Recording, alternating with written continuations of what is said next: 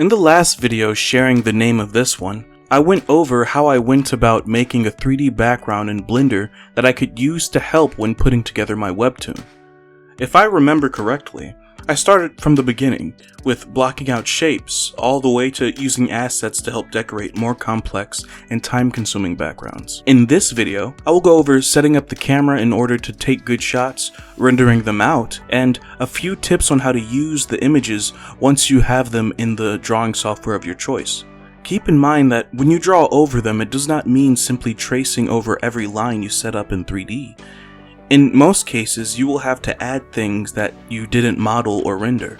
The 3D background is only a specific type of reference that will be used to help us figure out some of the more complicated parts of making a background, like perspective and foreshortening.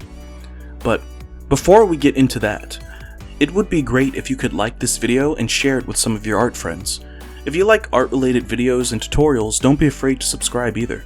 I'm hoping together we can build an art community that promotes growth for beginners and intermediate artists, so we can help each other transcend and reach greatness. Now, on to the video.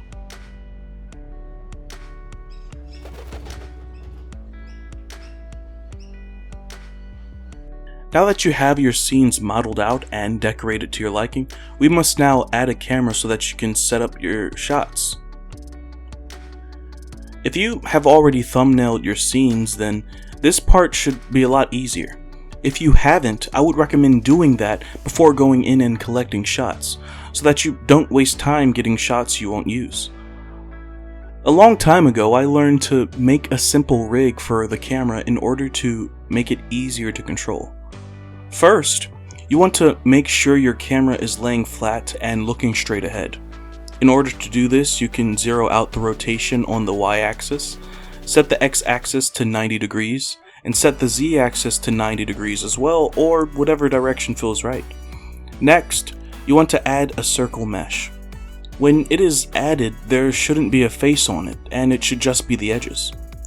Next, you want to move your camera into the direct center of the circle, and then slide the camera's origin so that it is directly on the edge of that circle.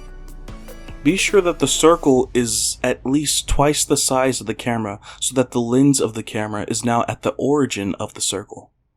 Once the camera is aligned correctly, you can then parent the camera to the circle. Doing this will allow you to use the circle in order to move the camera, which can allow for smoother movement in some cases. You can also scale the circle to make the camera bigger and smaller as needed. This step, of course, is not necessary, but I find it helpful when camera movement is involved. Once your camera is set up, it is time to find your shots. Be sure that you have lights set up in a way that allows you to see the necessary details, or to make things easier, you can add different colors to each of the shapes. In order to see what your camera is seeing, you can just hit 0 on the numpad.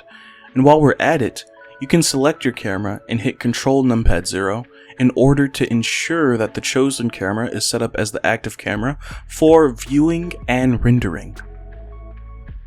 One of the trickiest parts for me when finding my shots was figuring out the camera focal length. Sometimes, just moving and scaling the camera around will not be enough to get the shots you want. By changing the focal length, you can control how much of the scene that the camera can actually see. Perfect for wide shots. In order to get to the camera settings, you can look to the right of the screen and click on the camera icon in the Properties panel, while your camera is selected in the 3D viewport. Now, you got your shot, the light is pretty alright, and you just need this bad boy to get from here to that drawing software you use. This part is actually pretty easy. A lot easier than I remember it being so many years ago when I first started using this program for funsies. In order to render, you just go up to the render bar and click the render tab, and then click render image, or you can click F12. Once that is done, you can click on the images tab at the top of the render window and save your image where you wish and with what name you wish. Okay, now with all that done, I can't exactly walk you step by step through the process of drawing the background over the image. But I can give you a few tips that helped me to make the most out of them. And those tips are to add details, use a perspective grid, and to remember that you don't have to include everything. First, let's talk about that perspective grid. Just because you have a 3D background doesn't mean you suddenly know perspective, and it doesn't even mean that the perspective you have is without flaws. Some things may not look right, and most likely, you will have to add some of your own stuff into the background, like characters. Using the image in order to map out a perspective grid is a big help and can add to the time-saving nature of this method. Next, your background may not be complete. A lot goes into a scene, and unless you spend a lot of time building the perfect background in 3D, you may need to add props and characters into the shot during the drawing phase. Sometimes it is hard to figure out what to put in each background to make them come to life. So the best way to clear up that brain fog is to get reference from the real world. Not every background will be a room that can be modeled after a character's personality, so when you are trying to draw a busy city or haunted graveyard, then you should look at how those places are set up in real life. You don't need to do too much. Just be sure to add something so that the backgrounds are not plain, geometric, and lifeless. Even simple textures can go a long way.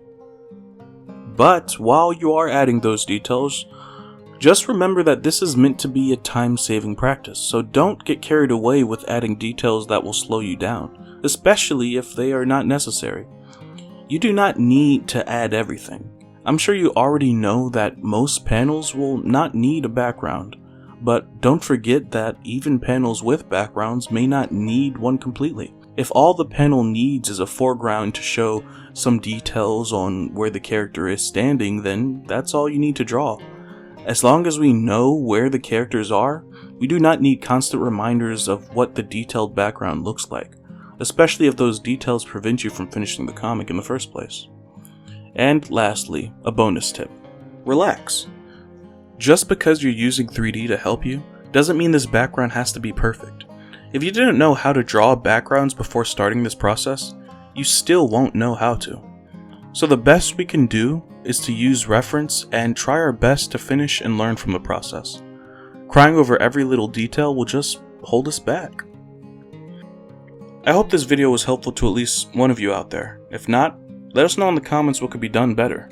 And if you know of other ways we can level up our art skills, let us know that as well. Also, while you're down there, I would love it if you would subscribe and hit the bell icon so you can see what I do next. But until we meet again, I would just like to say, welcome to Edenwick.